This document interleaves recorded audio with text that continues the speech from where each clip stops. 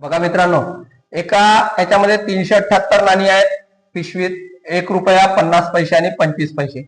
जेव्हा नाणी असतात मित्रांनो तेव्हा आपल्याला कॉइन रुपयामध्ये रूपांतरित करावं लागतात. तर 1 रुपयाचा एक कॉइन करण्यासाठी एकच लागेल.